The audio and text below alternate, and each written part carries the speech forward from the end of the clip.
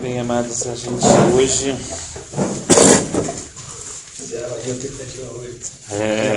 faltou fé, né?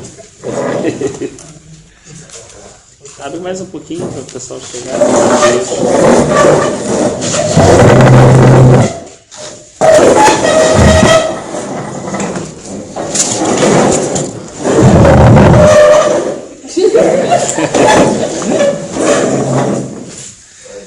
A gente chegou na quinta parte, né, do Evangelho de João, capítulo 1. A gente combinou alternar, né, entre Salmos e o Evangelho de João, achando que a gente rapidamente conseguiria avançar no capítulo 1. Foi uma surpresa para a gente que está... Não vou falar que está devagar, porque está no tempo do Senhor, né? Conforme a gente está podendo caminhar, né? Tempo de meditação boa. Tempo de meditação boa, né? A gente está no 19, né? Eu pensei em a gente ler até o 31, né? Como a gente sempre costuma ler.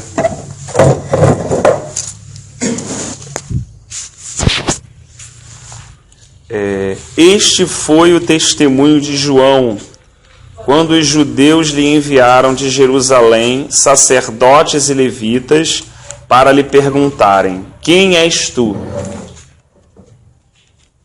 E confessou e não negou, confessou e não sou eu. E perguntaram: então o que? És tu Elias? E disse: não sou. És tu profeta? E respondeu: não. Disseram-lhe, pois: quem és para que demos resposta àqueles que nos enviaram? Que dizes de ti mesmo? João respondeu, citando o profeta Isaías: eu sou aquele que grita no deserto, prepare o caminho para o Senhor passar. Os que foram enviados eram do grupo dos fariseus. E perguntaram-lhe, e disseram-lhe: por que batizas? Pois se tu não és o Cristo, nem Elias, nem o profeta. João respondeu-lhes dizendo: eu batizo com água, mas no meio de vós está um a quem vós conheceis, a quem vós não conheceis. O qual vem após mim, do qual não sou digno de desatar-lhe as correias das sandálias. Estas coisas aconteceram em Betânia, além do Jordão, onde João estava batizando. No dia seguinte, João viu a Jesus que vinha para ele e disse: eis o Cordeiro de Deus, que tira o pecado do mundo. Eu estava falando a respeito dele quando disse: Deus, pois de mim veio um homem que é mais importante do que eu, pois antes de eu nascer ele já existia. Eu não o conhecia, mas para que ele fosse manifestado a Israel, vim eu, por isso batizando com água.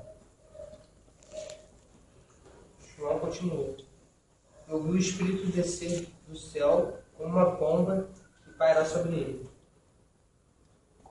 Eu não sabia quem ele era, mas Deus, que me mandou batizar com água, me disse: você vai ver o Espírito descer e parar sobre um homem. Esse é quem batiza com o Espírito Santo. Eu mesmo vi e já vos dei testemunho de que este é o Filho de Deus. Amém. 34.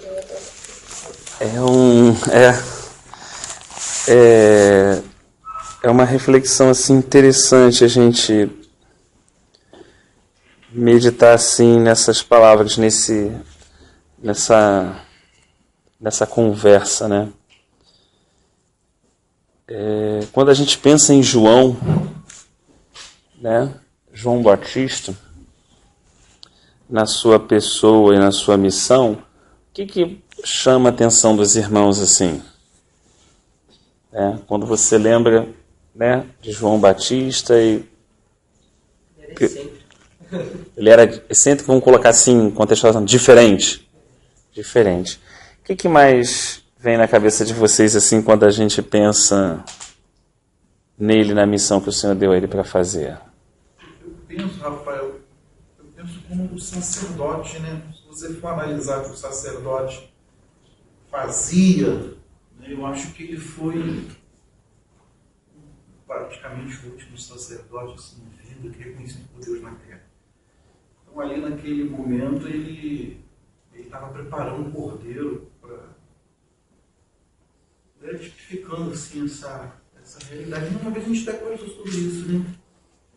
Então eu vejo essa presença dele ali como um sacerdote. Jesus, o cordeiro. Você vê que até as vestes dele, de lã, de pele, né? Você vê por dentro do sacerdote, você vê um sentido ali, né? A alimentação dele ser diferenciada, como a do sacerdote também era. Então eu comparo ele, o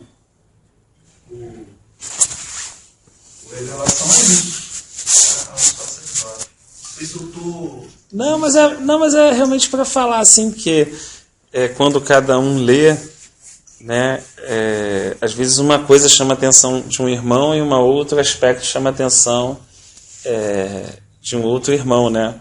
Rafinha chamou o aspecto já a parte de ser alguém diferente dos seus pais, né, da sua linhagem da época, né? Já o Xande chamou a atenção essa função sacerdotal dele, né? Ele era filho de Zacarias, né? De ter realmente assim exercido esse ministério sacerdotal e profético ao mesmo tempo, né? E que mais chama assim uma coisa, Jorge? Você quando faz esse olhar assim é que você quer falar, eu já te conheço. Vai pensando só. Pensando? Não tem alguma coisa que chama atenção, Malu? O fato da missão dele ser, tipo, meio que só aquela missão mesmo, preparar o caminho. Depois daquilo ele ia morrer, né? Então, tipo, mesmo ele sabendo que ia ser uma coisa só para anunciar a chegada do Senhor, ele ainda serviu com amor, sem medo de morrer. Entendi. E o fato dele ter uma missão muito, muito específica e curta, né? Muito importante, mas ao mesmo tempo muito curta, né? Para paralisar, ele foi muito honrado, né? Deus colocou ele. E querendo ou não, botou. Tipo, era ele que teria que ser a pessoa. Que ele disse, né? Este é aquele que voz por mim, qual não sou digno nem de desatar as correias da sandália. Porque isso até se falou no outro estudo, né? Que lá que desatava as correias da sandália eram os escravos dos senhores e tal, que ele não era. Queria dizer que não era nem digno de ser escravo daquele que vinha após dele. Também diz aqui no outro versículo, né? Aquele que vinha após dele, cadê?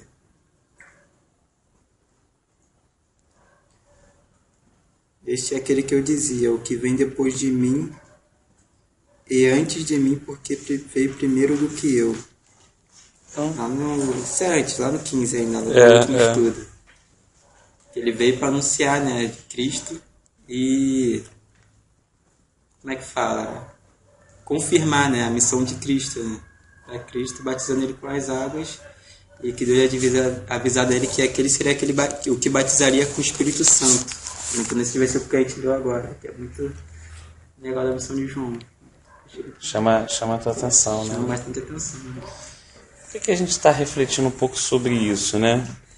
Porque, de certa forma, né, como todos vocês comentaram assim, João Batista precedeu a primeira vinda do Senhor, né? Ou seja, essa vinda é conhecida, não só por revelação, mas por fato histórico. Nós sabemos que o Senhor veio.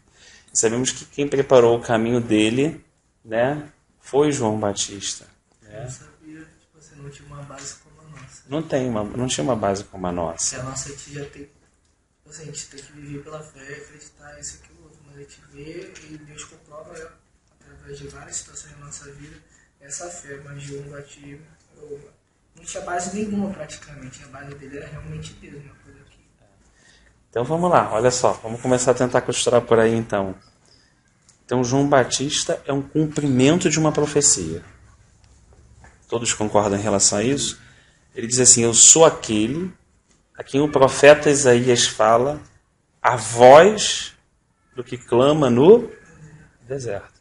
Então ele tinha uma consciência clara de quem ele era.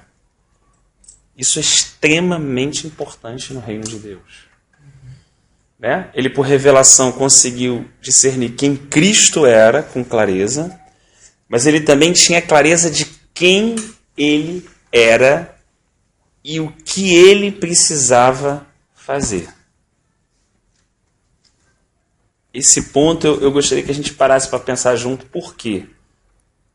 Porque o Senhor deixa claro, né, de que na sua segunda vinda, né, não haverá um João Batista pessoa individual, mas a gente sabe que haverá uma comissão, né, um grupo de irmãos, né, nessa mesma unção de João Batista e de Elias, né, que preparará a segunda vinda do Senhor. Ele também retornará, e nós temos certeza disso, né? Por diversas passagens bíblicas e por diversas profecias que nós já lemos aqui, nós temos absoluta certeza de que o Senhor vai voltar. Mas olha que interessante, há um caminho também para ser preparado. Como foi preparado um caminho para a sua primeira vinda, será preparado também um caminho para a segunda vinda. O coração dos pais também precisarão ser convertidos aos filhos e o coração dos filhos também convertido aos pais, para que o Senhor não venha e fira a terra, como disse o profeta. Então, essa comissão, esse grupo de irmãos, né, essas pessoas que de alguma forma trabalharão, né, que são pertencentes ao corpo de Cristo, e a gente não está falando mais denominacionalmente, né, elas vão precisar ter clareza de quê? De quem elas são e o que elas precisam fazer, e de quem Cristo é. Então existe um resgate forte aqui da questão da identidade. Ou seja, não pode-se andar tateando, arriscando, fazendo aquilo ou isso, uma novidade. Não. É necessário que o Espírito de Deus revele a cada um individualmente, como falou a João Batista. Porque quem disse a João Batista que ele era a voz que clamava no deserto? O Espírito de Deus. Certo? Ele ainda é garotinho. Você vê que quando ele cresceu, ele já saiu. O seu pai Zacarias iria criá-lo como um sacerdote normal. Ia crescer, aprender os ofícios, aprender os sacrifícios, aprender os rudimentos, a prática de um sacerdote. Mas ele foi retirado daquele contexto religioso da época e foi criado separadamente, né, do miolo da religião judaica, e o Espírito de Deus ali o instruiu, né, e revelou a ele a sua missão. De certa forma que ele passou a ter a completa certeza no seu coração que ele era um cumprimento de profecia. Ele era a resposta de oração. Existem muitos cristãos atualmente que não conseguem ter essa certeza. Eles se veem como mais um cristão, como um cristão que está tentando fazer a vontade de Deus, um cristão que está aqui para o que der e vier, né? Ele ainda não recebeu aquela clareza de que ele também é o cumprimento de uma profecia. Que também há algo específico para eu e você realizarmos aqui nessa terra. Que Deus nos criou para louvor da sua glória. E que nos batizou no seu corpo, como Paulo fala em Romanos. E batizando-nos no seu corpo, nos fez membros do corpo de Cristo. E recebemos da parte do Espírito de Deus dons conforme aprouve esse Espírito, para que se cumprisse em nós esse propósito que ele designou. Ele diz que até as obras que estão para nós realizarmos, já foi preparada antes da fundação do mundo, para que nós andássemos nela. Olha só, tudo está preparado. Então, uma questão de nós descobrirmos, de nós investigarmos diante da presença de Deus. Deus não quer que a gente invente nada. Deus apenas quer que a gente busque Ele, a sua presença, para que seja revelado. Deus quer que a gente se afaste dessa mistura, né? Deus quer que a gente não pertença à mistura. Em Levítico ele deixa claro que Deus sempre aborreceu a mistura, não é? Então o primeiro princípio da caminhada cristã é a separação. Deus fez isso com o seu primeiro povo quando arrancou ele do Egito. E Pedro confirma isso mais tarde, quando diz que nós somos nação santa. Uma raça eleita, separada, não é assim? Para um propósito. Quando ele diz isso, ele não está querendo colocar só uma questão especial para nos trazer vaidade ou soberba. Ele está falando que fomos separados por Deus, mediante Cristo, para um propósito que específico. Cada um de nós deve buscar isso em Deus para receber de Deus o desígnio que Ele tem para cada um de nós. Cada um de nós que está aqui nessa noite recebeu um dom. Nós podemos conhecer, saber isso ou não. Pode estar desconhecido aos nossos olhos ou não. Mas, quando cremos, fruto do arrependimento das obras mortas, quando mergulhamos naquela água, quando recebemos o Espírito, quando fomos batizados naquele corpo, então passamos a ser parte desse corpo, desse povo, dessa nova raça e dessa nação. Olha que coisa importante então. João Batista tinha identidade. Isso é uma coisa importante na vida cristã. Identidade. E essa identidade, ela não precisa trazer o quê? Vaidade. Quando nós conhecemos só a nossa identidade, sem conhecer a identidade daquele que nos chamou, isso gera o quê? Soberba. Mas quando nós conhecemos a nossa identidade, mas antes conhecemos a identidade daquele que nos chamou, isso gera o que no nosso coração? Humildade. Olha o que ele falou. Eu não sou digno nem de desatar as sandálias desse homem. Ele sabia que ele era cumprimento de profecia. Ele sabia que ele era a resposta de oração. Ele tinha clareza da sua identidade. Mas antes ele tinha clareza de quem era aquele que o havia chamado. E ele sabia que ainda que ele batizasse com água para o arrependimento, ele diz que no meio daqueles havia um que batizaria com o Espírito Santo e com fogo. Ele diz, esse varão tem a primazia, porque é muito antes de mim. Olha só que interessante. Embora João Batista fosse mais velho que Jesus, porque Isabel engravidou antes de Maria. Correto? Mas ele tinha clareza de que a história daquele cordeiro não começou no dia que ele passou na madre de Maria. Mas ele sabia que ele era o Cordeiro de Deus, preparado antes da fundação do mundo, para tirar o pecado do mundo.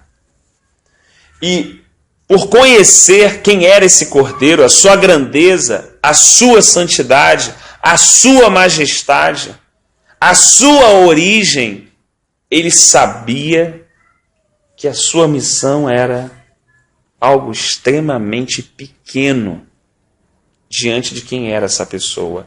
Aliás, a sua missão só era importante por causa do caminho de quem ele estava preparando. A sua missão tinha importância não por causa da sua missão em si mesmo, mas por causa daquele que viria. João tinha claro no seu entendimento que Cristo era o início e o fim de todas as coisas. Olha como é importante. Há pessoas que conhecem a identidade do Senhor, mas ainda não descobriram a sua identidade. Há pessoas que pensam entender e compreender a sua identidade, mas não conhecem a identidade do Senhor e ainda andam cambaleando. Mas o Senhor está nos convidando não só a conhecer o Cristo, o Filho do Deus vivo, quem verdadeiramente Jesus Cristo é, que é muito mais do que a nossa mente idealizou. Quando a gente fala a respeito de Jesus, a mente de cada um automaticamente imagina alguém, não é assim?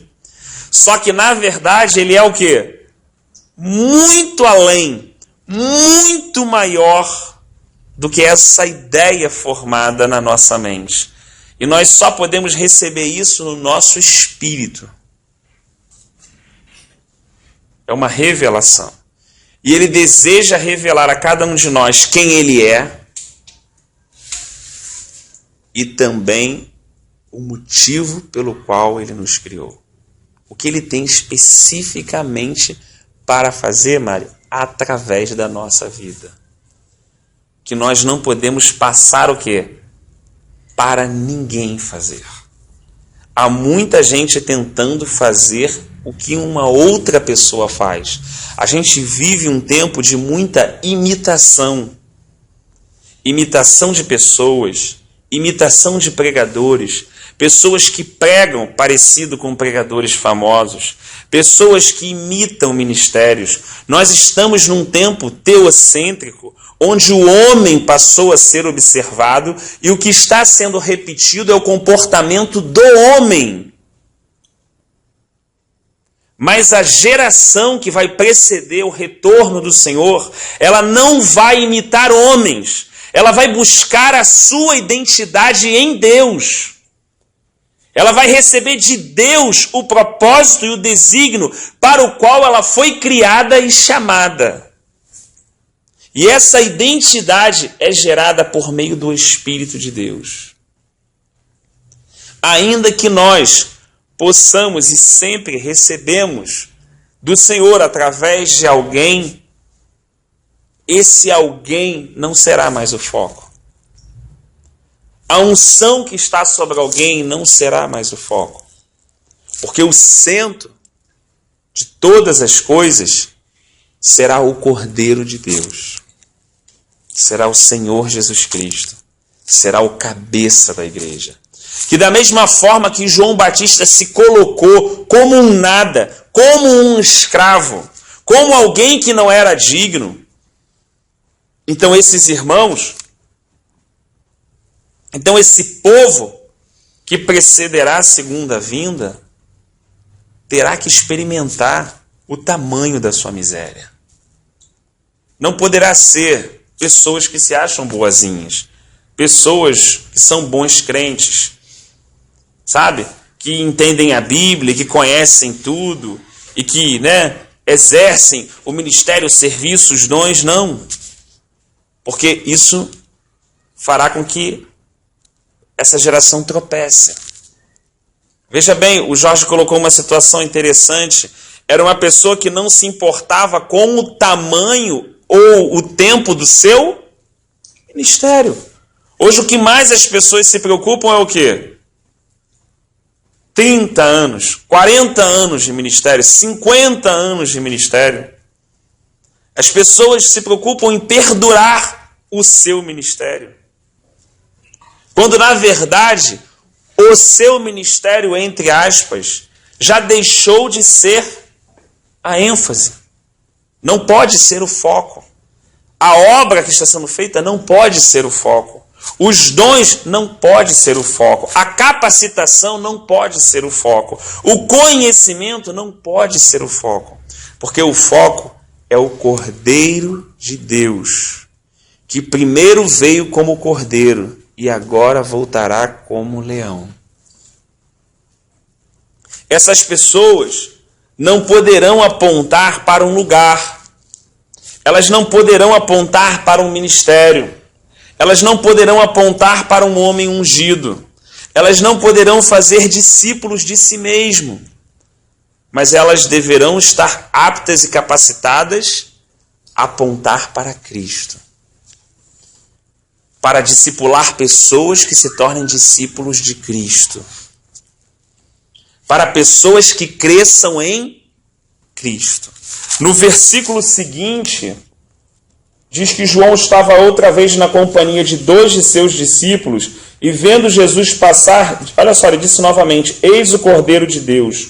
Os 2 discípulos, ouvindo dizer isso, seguiram Jesus. Olha que coisa interessante. Quantos de nós estamos preparados para entender, num futuro próximo, que as pessoas não devem nos seguir? Quantas pessoas hoje têm problema quando alguns irmãos deixam uma localidade e vão para outra? Quantas pessoas querem aprisionar irmãos em uma localidade para manter o seu número, para manter a sua arrecadação de dízimo?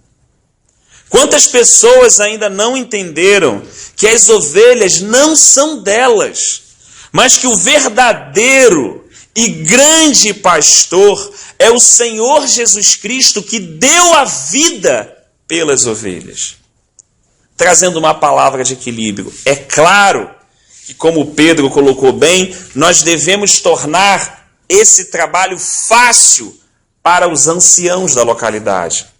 Devemos cooperar, porque eles darão conta, sim, da nossa alma. E o Senhor os levanta para apacentar e conduzir uma igreja local. Mas precisamos entender que o grande pastor é o Senhor Jesus Cristo.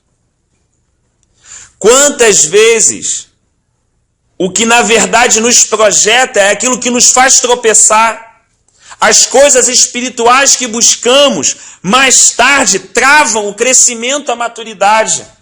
Porque ao longo da caminhada, perdemos o foco da pessoa de Jesus Cristo. Esquecemos que Ele é o centro, que o Pai, no seu desígnio, determinou que todas as coisas no céu e na terra convergissem para Ele. Que Ele é o centro. Que Ele é o Verbo de Deus, que Ele é o comandante dos exércitos do Deus vivo, que Ele é que cumpriu todas as promessas do Pai, convergiram para Ele e se cumpriram na sua encarnação, na sua morte e na sua ressurreição. Ele que hoje está sentado à destra da majestade de Deus, intercedendo por nós. Ele que é o único mediador entre Deus e os homens. Paulo fala isso a Timóteo. Podemos, de fato, pedir ajuda, orar uns pelos outros. Isso são admoestações bíblicas pertinentes, nos ajudar mutuamente, nos encorajar mutuamente, nos advertir mutuamente, sim. Mas o único mediador entre nós e o Pai deve ser Jesus Cristo. E há muitas pessoas que colocam profetas e pessoas como mediadores entre ela e Deus. Esse nunca foi o propósito eterno de Deus. Olha como é necessário, né? À medida que a gente caminhe, à medida que o Senhor acrescente, à medida que o Senhor dê graça, que a gente peça misericórdia para que ao longo dessa caminhada a gente não perca o foco. Porque é extremamente comum e fácil que isso ocorra. Deus pode abençoar alguém. Deus pode dar uma boa voz a alguém. Deus pode ungir aquela pessoa, como fez com Davi, a fim de que o louvor que ela proclame ao Senhor Faça com que pessoas sejam libertas e espíritos imundos fujam. Mas o propósito central nunca pode ser a missão dessa pessoa. O propósito central nunca pode ser a sua voz e o seu ministério de libertação. O propósito nunca pode ser aquilo que foi feito e que se faz. O propósito sempre deve permanecer sendo Cristo e este crucificado. Esta pessoa, por mais que haja, que faça, que avance, nunca pode encontrar outro lugar a não ser ajoelhada aos pés do Cordeiro de Deus, ouvindo a sua voz e se alimentando da sua palavra.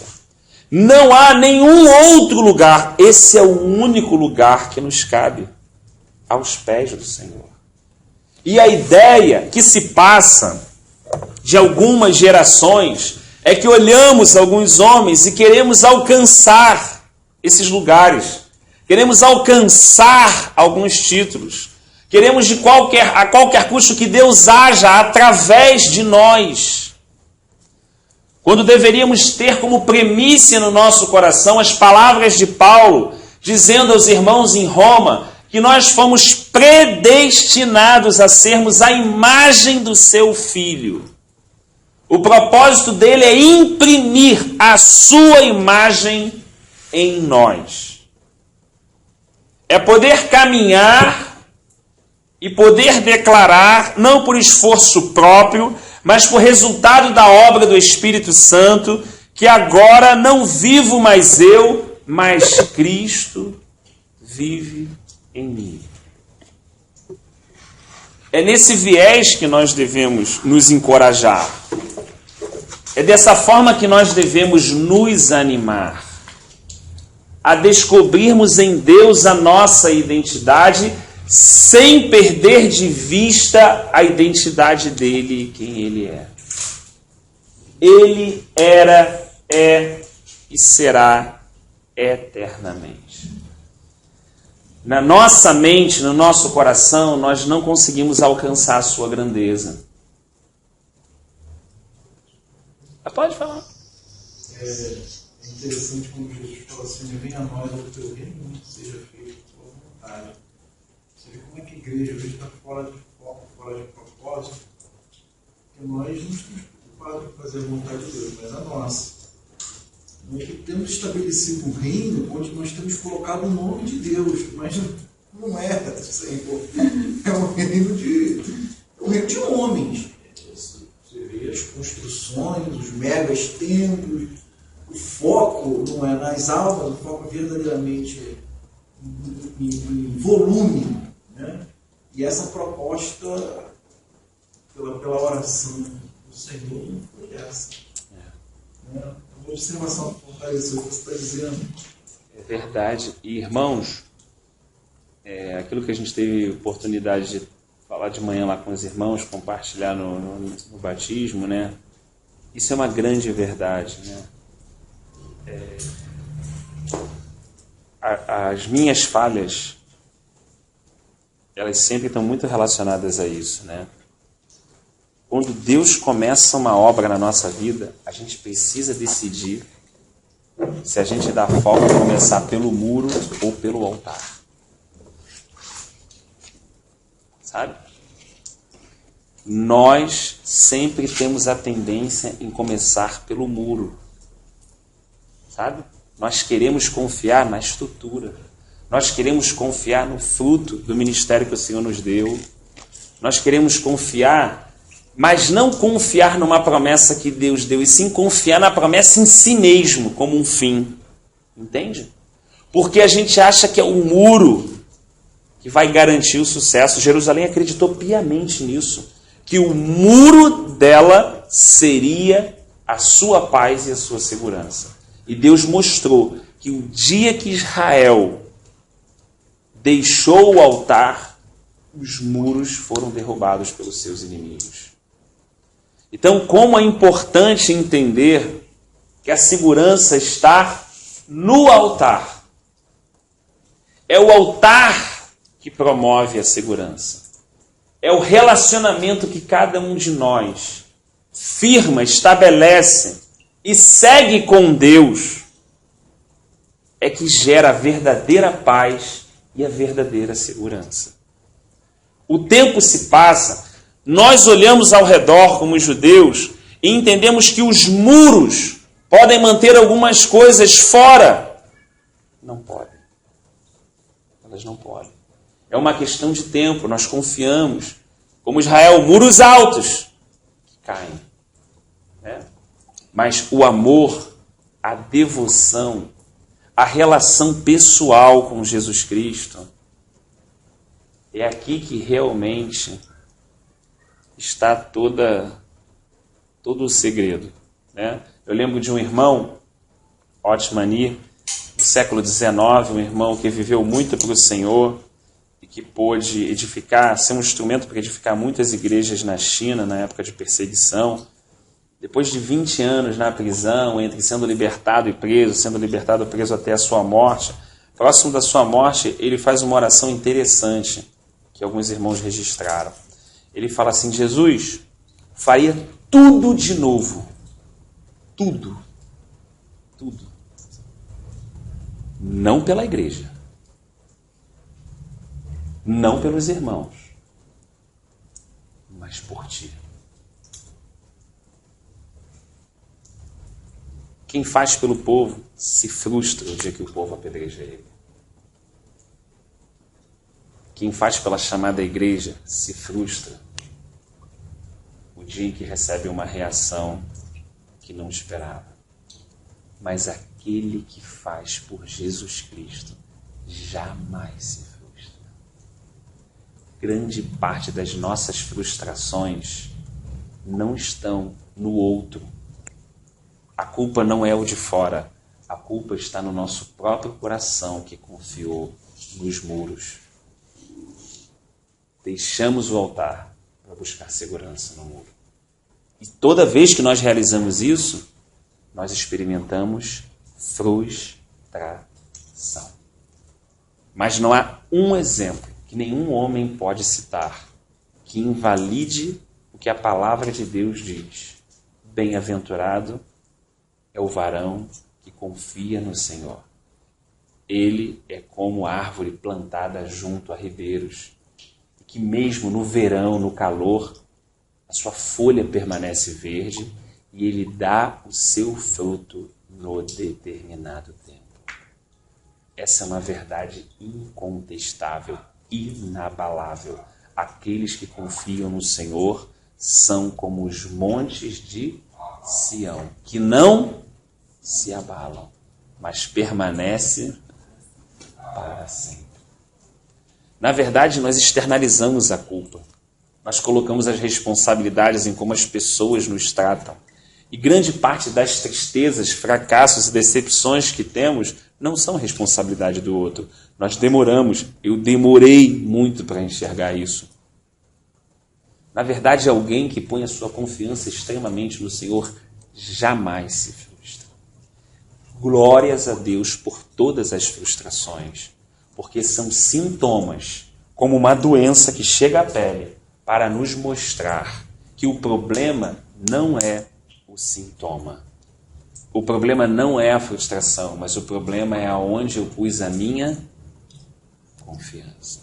Nós até falamos que não confiamos, mas é meramente a gente começar a nos unir aqui, a trabalhar junto e a fazer, e as coisas darem resultado, e a gente sair daqui, né? E é lícito a gente fazer, e devemos fazer isso, e visitar os hospitais, isso e aquilo, e daqui a pouco a gente tem um grupo, e daqui a pouco esse grupo começa a funcionar, e aí a gente pega os jovens e leva para o monte, aí Deus começa a trabalhar, e Deus começa a agir, e sem a gente perceber, a gente troca o altar pelo muro.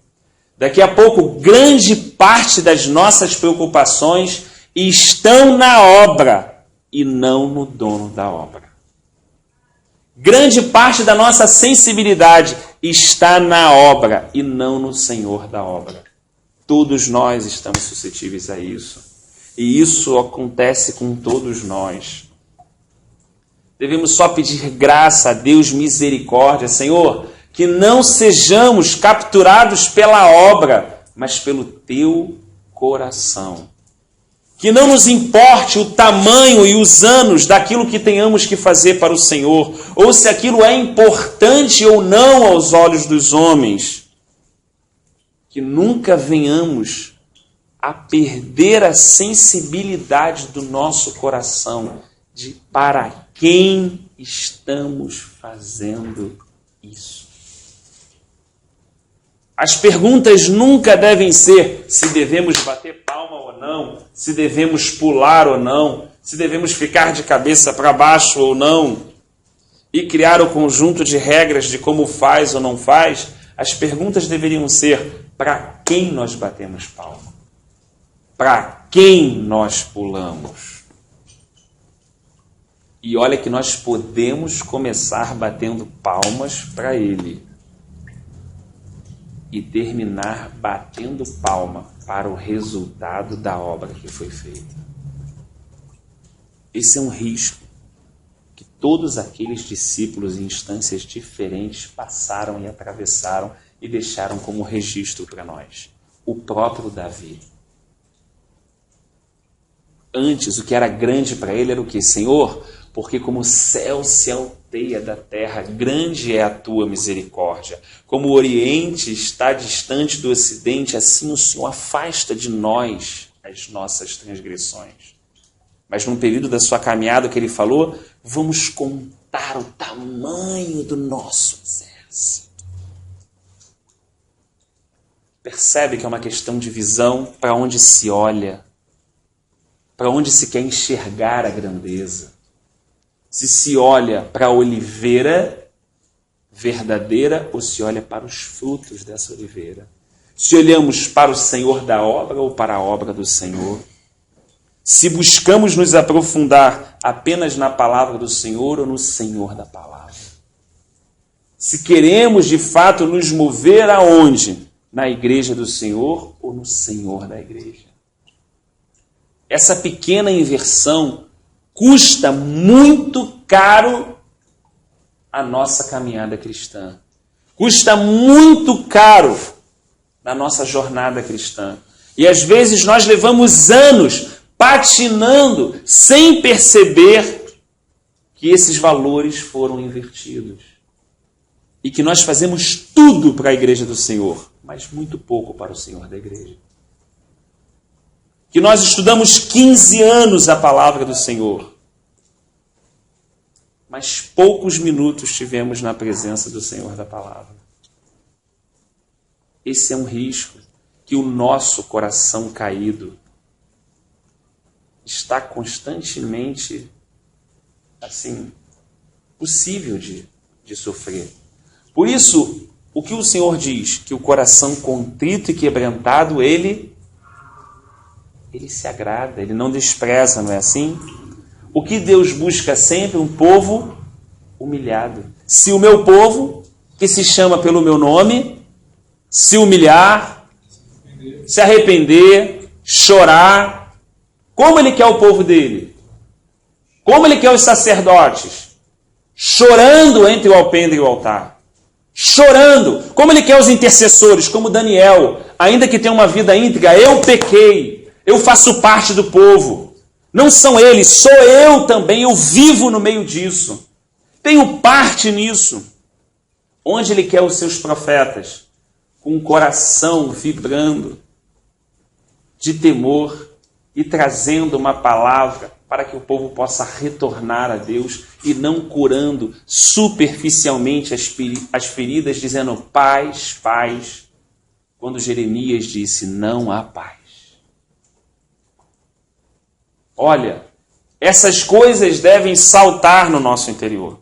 Essas coisas devem ser priorizadas no nosso espírito, como compreensão. Muitas coisas foram nos ensinadas. Precisamos apresentar essas coisas diante do Senhor e perguntar ao Senhor o que aprendemos de homens e o que aprendemos dele. Para que a gente possa levar na nossa caminhada aquilo que de fato o Senhor ministrou ao nosso coração. Há muitas coisas que vamos precisar fazer o quê? jogar fora. Há muitas coisas que vão precisar o quê? Deixar de lado. Porque, por mais simples que parecem esses ensinos, no fim, eles vão nos estimular a olhar para nós mesmos. Eles vão nos estimular a inverter essas ordens.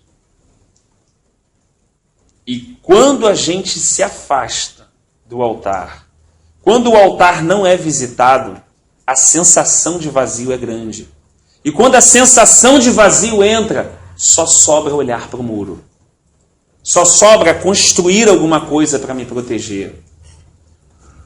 Seja, no meu caso, Rafael, seja o estereótipo, seja a boa imagem de crente, seja algumas promessas que eu anotei no meu livro que Deus fez, seja qualquer coisa, desesperadamente eu vou levantar isso para que isso me proteja.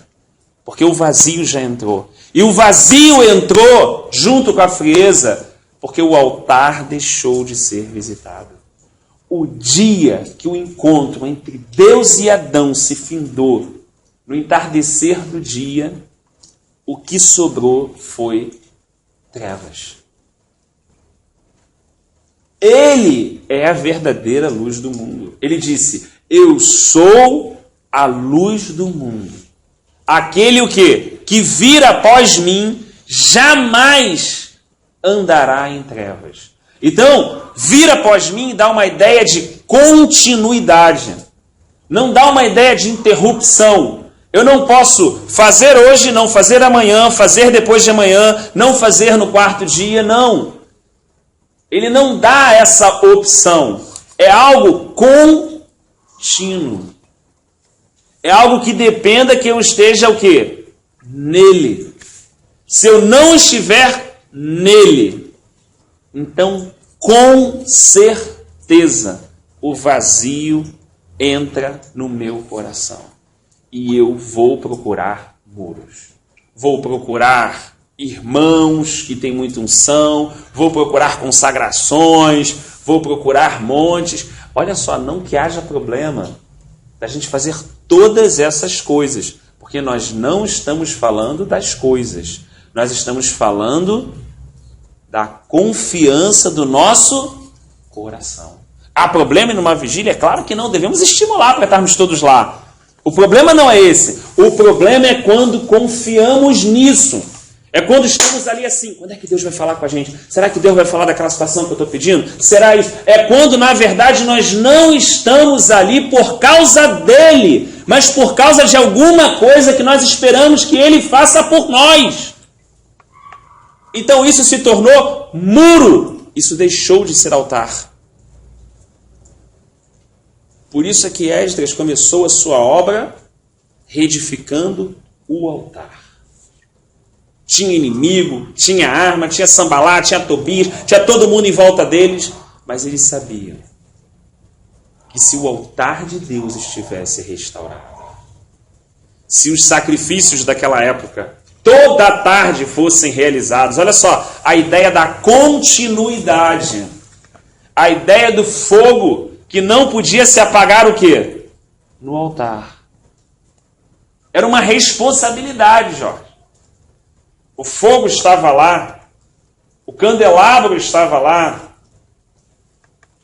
o azeite para alimentar era uma responsabilidade, ele começava a diminuir. O que acontecia? O sacerdote tinha que ir lá e tinha que fazer o quê? Repor.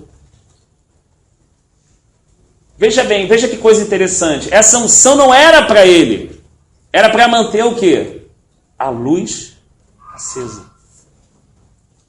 Era para manter a lâmpada acesa, para que nunca se apagasse a luz sobre o altar.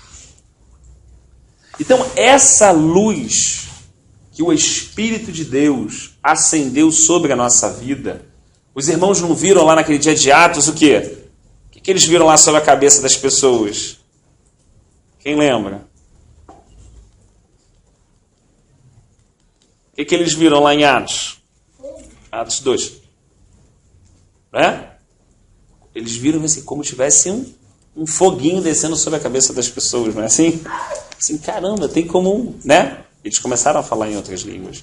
Então, um fogo espiritual foi aceso na igreja. Um fogo do céu.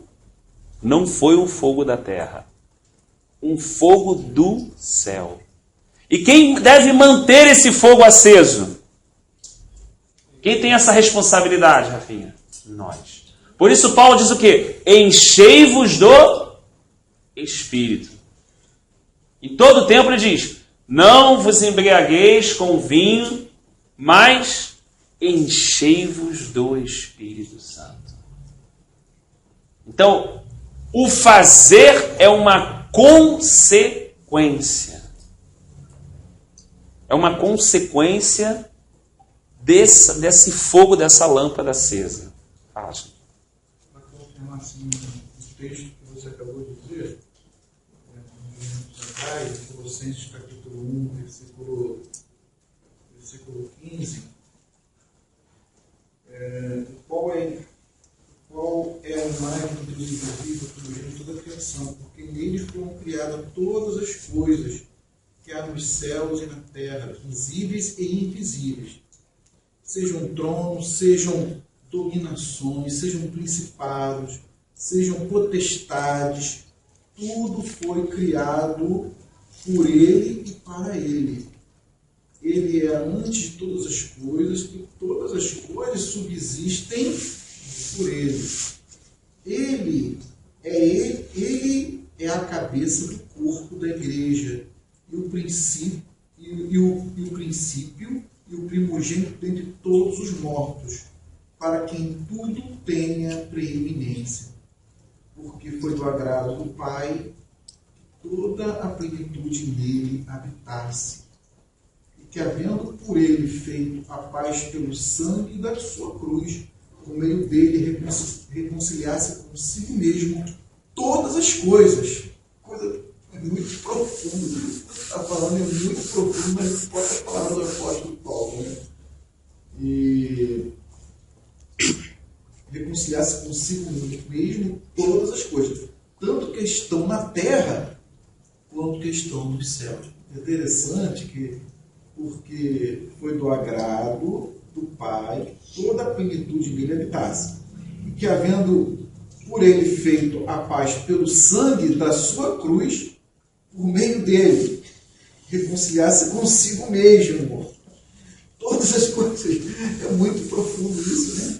E a gente, com um respaldo bíblico muito forte, a gente fala, mas as pessoas não têm consciência do que realmente você está falando, né? Isso aqui é uma coisa tão forte, que se o nosso alvo for Cristo, se o nosso caminho for realmente como ele diz, eu sou a porta, e estou para bater aqui, eu estou à porta e bato. Aquele que quiser cear comigo, abra, que eu estou disposto a entrar e cear junto.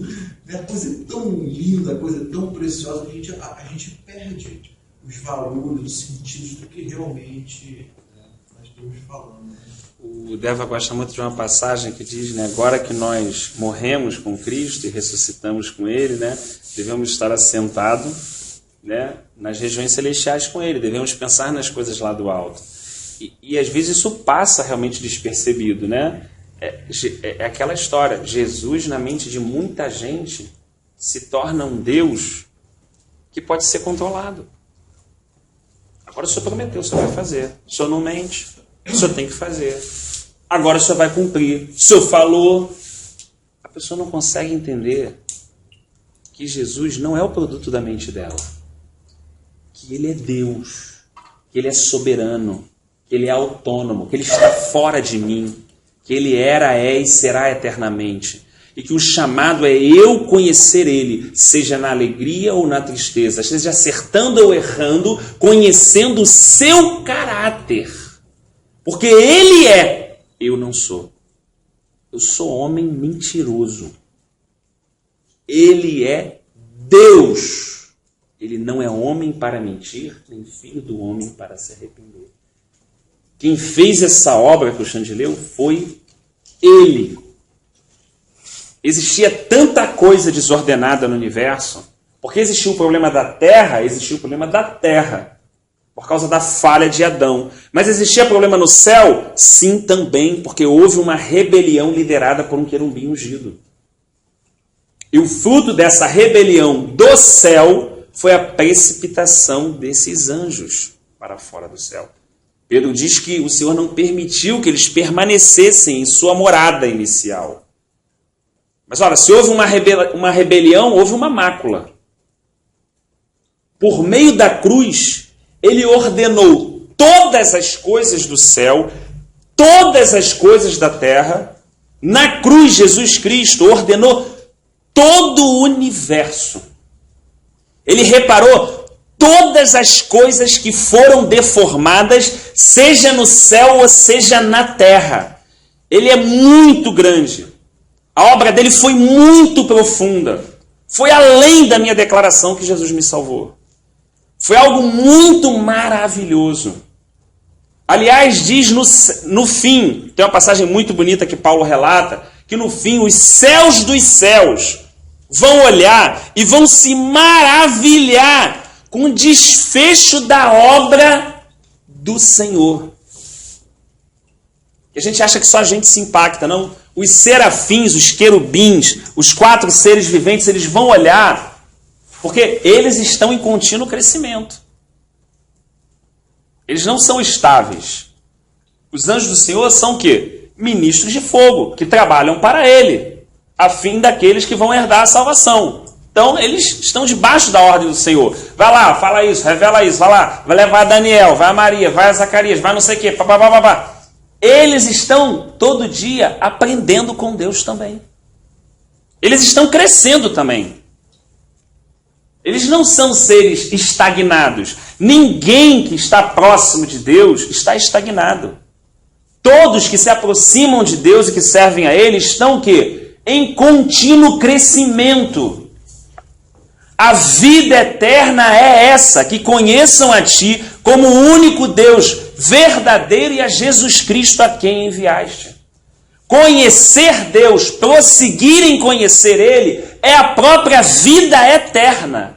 Essa é a vida, esse é o dom gratuito de Deus, dado por meio da pessoa de Jesus Cristo. A vida eterna é isso. E todos aqueles que têm o privilégio de conhecer Deus e de seguir conhecendo, estão em constante crescimento. Olha que coisa maravilhosa. Eles também vão olhar e vão ficar como? Maravilhados com o desfecho de todas as coisas. O Pai e o Filho, o que eles farão, o que eles já fizeram, e o desfecho da obra deles vai ser algo que ninguém conseguiu imaginar. A gente olha para a obra da cruz e não entende ainda o significado dela. O significado dela é muito parcial para a gente. A gente consegue compreender o lado de cancelar a dívida, de perdoar os nossos pecados, de rasgar o véu, de abrir um novo e vivo caminho, de nos conduzir ao Pai, de fazer o ministério da reconciliação, como o Xande falou. Só que a obra da cruz, ela é isso e muito mais ampla do que tudo isso. Em Apocalipse diz que um anjo vai abrir e pregar o evangelho eterno de Deus. Não para fins de salvação, mas é porque é tão lindo esse evangelho. Ele é tão profundo à medida que a nossa cegueira de coração vai saindo, que ele vai ser lembrado e pregado eternamente. O que foi feito por meio do Cordeiro de Deus foi algo tão profundo, algo tão grande, que às vezes nós, que estamos envolvidos por esse vaso de barro, que estamos em meio a problemas na nossa casa, na nossa família, em conflitos interiores, entre os nossos sonhos e os de Deus, entre os nossos caminhos e os de Deus, caminhando debaixo de tanta dificuldade. Paulo estava falando o que com os irmãos em Efésios? Eu não cesso de orar para que Ele ilumine os olhos do vosso coração, para que vocês conheçam a grandeza do vosso chamamento. Ele intercede e geme para que os olhos se abram. para que a nossa atenção deixe essa terra e olhe tudo aquilo que nem olhos viram, nem ouvidos ouviram e nem penetrou no coração de homem nenhum. O quê? O que Deus tem preparado para aqueles que o amam. É muita coisa. É muita coisa para ser resumido apenas num pequeno propósito de ter um grande ministério ou ter uma grande denominação. O eterno propósito de Deus não é isso em Cristo Jesus. O Pai veio e revelou o seu Filho, entregou o seu Filho, deu o seu Filho. O seu Filho morreu e ressuscitou.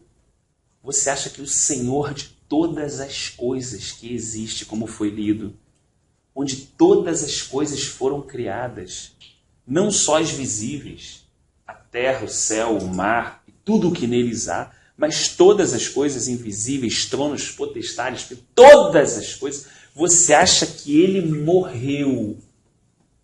Você acha que o significado dessa morte, dessa ressurreição, é tão simples assim? Se restringe ao mero percepção particular do Rafael? Jamais. Jamais. Se os anjos desejaram pregar esse evangelho, para pensar então no que deve significar esse evangelho, que hoje está diluído, empobrecido pelo homem, pelas necessidades do homem, para atender o homem. Então se canta para o homem. Então se louva as necessidades do homem. Os nossos louvores hoje são: Deus, me vê aqui, Deus, tal. Assim como a situação aqui e tal, Senhor. Lê os salmos. Lê a palavra escrita para ver se você vai encontrar isso. Não vai. Você vai sempre encontrar o quê? Deus exaltado, glorificado. Independente da situação em que o salmista se encontrava, ele é Deus eterno. Vai falar da sua misericórdia, vai falar do seu amor leal que dura para sempre, vai falar da sua bondade, vai falar do seu caráter, vai falar da sua justiça, vai falar de quem ele é, vai falar das suas grandes obras, mas não focando as obras, e sim a grandeza do poder que está em suas mãos. E isso foi se perdendo. O príncipe desse mundo tenta a todo momento o quê? Tentar fechar os nossos olhos para a luz que brilha do Evangelho. Ele tenta simplificar. Ele nos estimula a transformar a pedra em pão. Ele nos estimula a olhar para a nossa necessidade e, por sermos filhos, fazer pirraça para atender. Isso é o que o diabo faz. O Espírito Santo não nos ensina a esperar, nos ensina a ser tolerantes, nos disciplina, nos admoesta, forja o nosso caráter, não negocia conosco, mas imprime as leis e os preceitos do Senhor no nosso coração, através das dificuldades e tribulações dos nossos dias, muitas vezes perdendo. Muitas vezes através de injúrias e de injustiças. Mas uma obra gloriosa está sendo feita pelo arquiteto por trás dessas circunstâncias. Produzindo paciência, experiência, perseverança. Olha, forjando o nosso caráter. Para quê? Para que nos torne, todos nós juntos, a imagem e semelhança do seu Filho. A fim de revelar aos céus dos céus o seu eterno propósito nunca foi frustrado. De que tudo aquilo que ele determinou antes da criação se cumprirá cabalmente. O céu e a terra passarão. Mas ele disse, a minha palavra jamais passará. Será que eu, Rafael, será que nós temos noção do que é a palavra de Deus? Às vezes nós temos noção do que é um pregador, alguém que anuncia a mensagem. O Espírito de Deus fala ao nosso coração. Será que nós temos noção da palavra do Senhor? Quando Deus fala, quando Deus diz assim, haja luz, e a luz se faz. Quando Deus diz algo, existe um verbo do hebraico que só pode ser conjugado quando o sujeito da oração é Yahvé. É o eterno, é o Senhor. Né?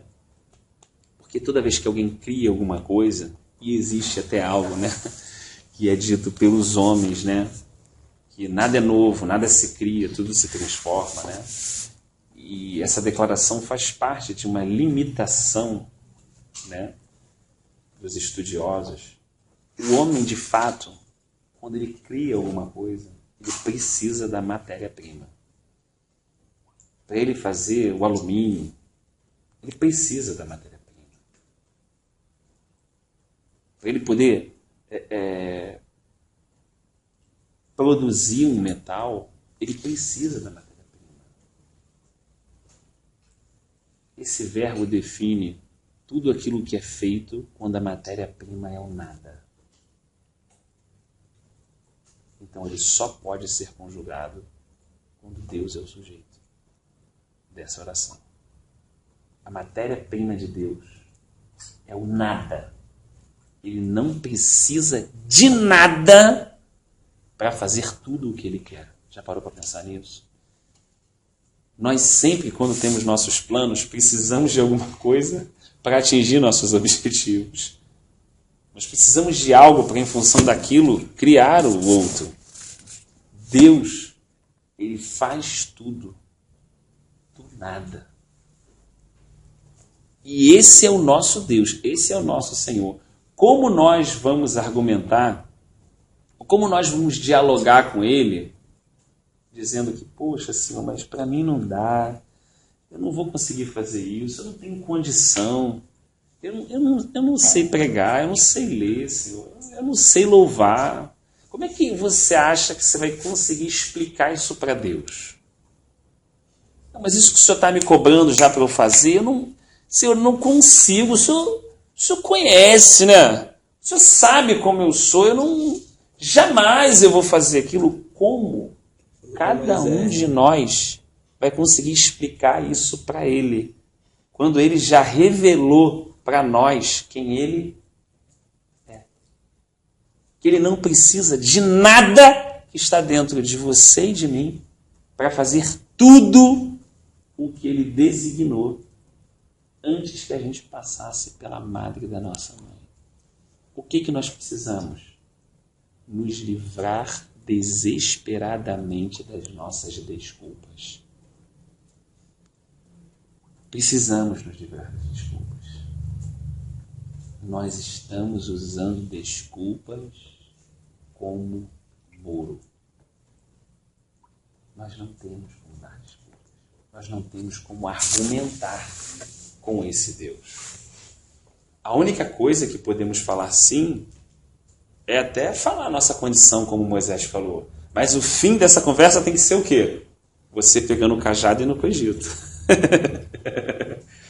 O fim dessa conversa de cada um de nós que está aqui nessa noite, seja aqui ou no nosso quarto, o fim dessa conversa, por mais que a gente argumente, vai ser você acabar com a Bíblia na sua mão ou com o violão na sua mão. Ou com o propósito que Deus gerou no coração para que você sirva no reino dele. Né? Então não há possibilidade. Então, com isso, a gente volta para a questão inicial de quê? da identidade de João Batista. Você imaginou se ele pensasse no tamanho da missão dele? A hora que a gente não pode pensar em nada, a não ser fazer a vontade daquele que nos enviou. Não tem como pensar. A gente não pode pensar se é possível, se é impossível, porque essas coisas elas existem só para quem? Para a gente. Quem diz que é difícil ou fácil é a gente. Quem diz que é possível ou impossível é a gente. Eu vou fazer uma pergunta para vocês. Faz alguma diferença para Deus algo ser possível ou impossível, né? Não faz, né? Então por que você se preocupa? Essa é a questão, não é? Por que eu me preocupo, Dani? Por que eu me preocupo? Se não faz diferença para ele, então eu estou olhando para quem? Para mim. Eu tenho que assumir isso. Eu tenho que parar de ser religioso. Eu tenho que parar de botar a conta nos outros, na dificuldade, no grupo de irmãos A, B, C, no filho, na mulher, na casa. Eu tenho que parar, eu tenho que assumir isso. Eu estou olhando para a minha situação. Eu estou olhando para o meu coração. Eu não estou olhando para aquele que me comissionou. Para aquele que me chamou. Não estou. Porque para ele, ser difícil ou fácil não importa. Para a gente, faz toda a diferença ser difícil ou fácil. Para ele não tem nenhuma diferença. Nada é mais difícil para Deus, senão seria fácil. Ele não tem nenhum desses substantivos ou adjetivos no seu dicionário. Porque ele era. Ele é. E ele será. Ele é Pai da eternidade. Imagina. Deus não envelhece. Deus não tem idade, não tem tempo. Ele é atemporal. Salmo 90, Moisés tem uma revelação divina e diz: Deus, tu és Deus de eternidade a eternidade. E nós somos pequenos vasos de barro que, por causa da obra de Jesus Cristo, recebemos a adoção de filhos. E por causa da fé que Ele nos deu, junto com a graça para crer nele, fomos salvos, fomos adotados e recebemos o dom gratuito de Deus, que é a vida eterna. Tivemos um início, mas agora não teremos fim. Nós não teremos fim. Todos nós que estamos aqui nessa sala hoje, vamos morrer. Alguém tem dúvida disso? A gente pode não ter parado para pensar, né, João? Mas nós vamos morrer. Alguém vem no nosso enterro. Nós vamos morrer. Não sabemos com que idade. Mas todos nós que estamos aqui, quer aceitamos ou não, quer pensamos ou não nesse tema, vamos o quê? Morrer. O que vai morrer? O corpo. O corpo. Do pó nós viemos e para o pó o quê? Nós retornaremos.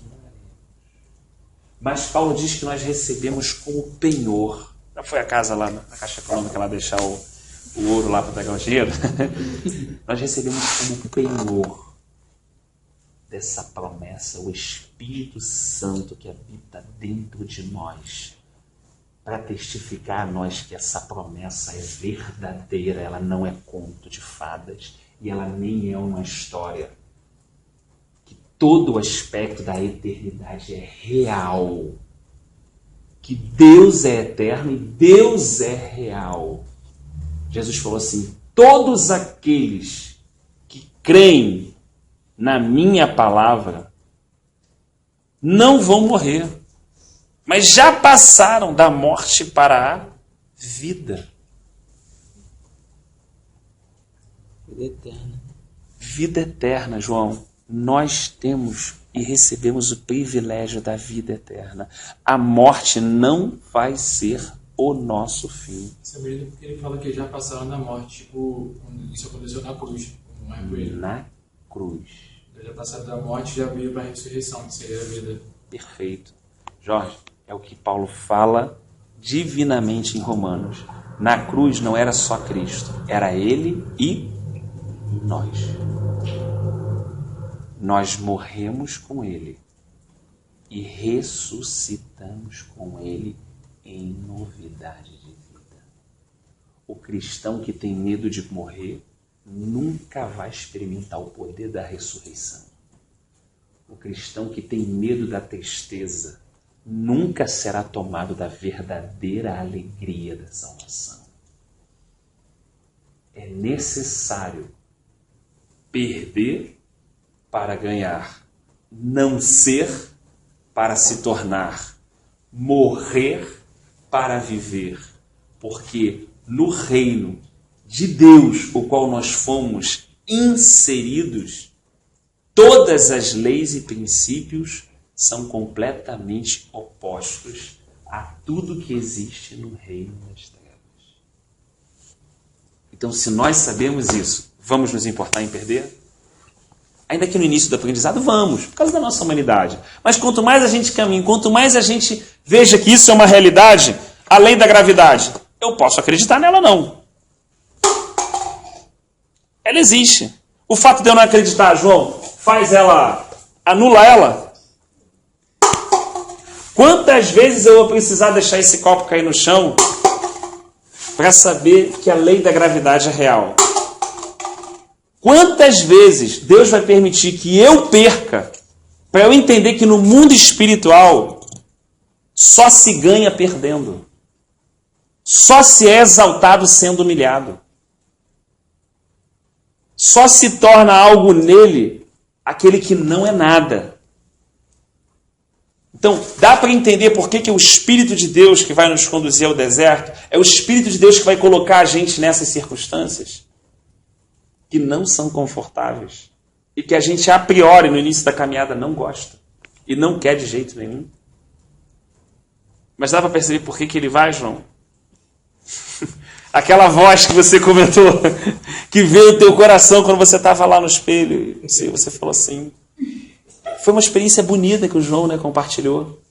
Uma experiência bonita. Né? Uma coisa é a gente ouvir a palavra e tudo, outra coisa é o Senhor falar diretamente com ele.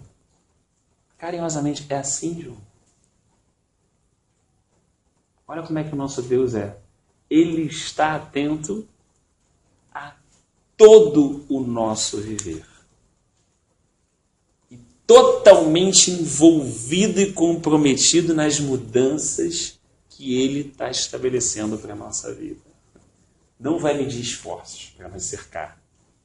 Não vai medir. Se precisar botar o portãozinho da escada, Ele vai botar. Se precisar fechar a porta e trancar por cima e a gente não tem altura para abrir o portão, igual eu faço com a Teté, aqui, ó, Rafael, fechei essa porta e tranquei aqui no céu. Posso ficar pulando aqui da terra? A porta vai abrir? Não vai. Porque naquele momento, naquela fase da minha vida, Ele me quer naquele lugar. E Ele vai fazer exatamente conforme Ele determinou. Porque, na verdade, Ele é que é Deus e nós somos homens. Eu posso gritar insistentemente para essa porta abrir.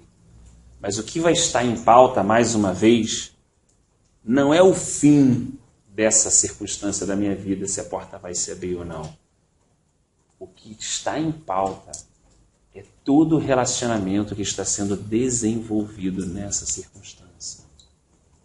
É todo o conhecimento que Ele vai permitindo que entre na nossa vida e que a gente conheça Ele de uma forma mais o quê? Palpável. Lembra de Jó? Antes, eu te conhecia de ouvir falar. Perdi meus filhos. Perdi meus bens. Perdi toda a fazenda. Perdi meus amigos.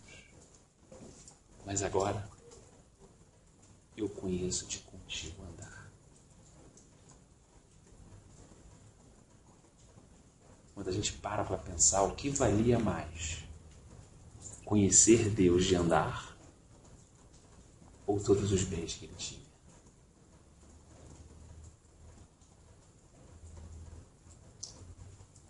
Voltamos lá no exemplo que a Mari deu, não é? Daquela senhora simples que tinha um único vestido. Não é assim? E ela engordava, o vestido crescia com ela. Ela emagrecia, o vestido emagrecia com ela. E ela vivia um milagre do Senhor. Vivia o poder de Deus na única roupa que ela tinha para sair de casa. E aí o que nós queremos? Será que queremos ver o poder de Deus? Como a gente falou, ou será que queremos 10 roupas no nosso armário para a gente poder escolher o que a gente quiser? O que a gente quer, afinal? Eu quero as 10. Porque experimentar esse poder, andar 40 anos sem um pé inchado, viver todas essas coisas maravilhosas de Deus, requer o que de mim? A morte. E a nossa carne luta para não ir o quê? Para a cruz. Graças a Deus, porque o Espírito de Deus é que nos conduz à cruz.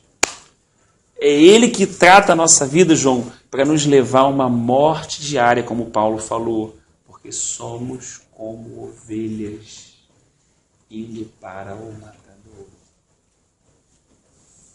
Muda.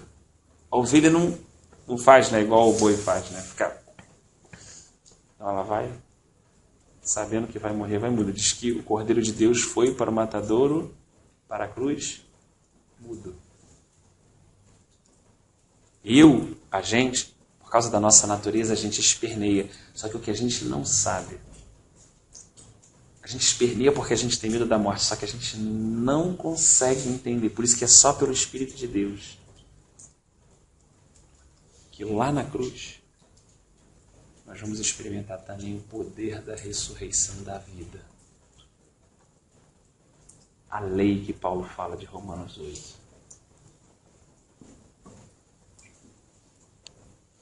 Algo que está separado para a gente. Né? Eu acho que o nosso tempo foi sim. Então a gente fecha do 19 até o 34, né? Onde ficou a identidade de João Batista, né? A identidade do Cristo, né? Quem podia batizar com o Espírito Santo e com fogo, o que essa experiência gerou nele, né? O propósito dele, claro, no reino de Deus, né? E o fato de não se importar ao ver e os seus discípulos caminhavam. Aqueles que eram seus discípulos, agora ele entendeu, não são meus discípulos. Só há um que é capaz de ter discípulos. Cristo. Vai lá, vocês têm que seguir ele. Então assim, um irmão maduro nunca vai fazer com que as pessoas dependam dele. Irmão, o que eu tenho que fazer? Irmão, você está perguntando para mim? Não faz comigo não, irmão. Isso, eu te dizer... Não, que isso, de jeito nenhum. E você com o Espírito Santo? E com a palavra? Não. A gente nunca vai querer que as pessoas dependam da gente. É claro que aqui pede a vaidade, né? De você saber que alguém vai perguntar alguma coisa a você e você tem aquilo, né? Tem essa vaidade, né? E aí nós lutamos contra isso. Não. Existe alguém que é capaz de te responder. Ainda que esse alguém fale por meio da minha boca, quem está te falando é ele e não eu. Essa compreensão nos liberta, nos deixa livre. Né?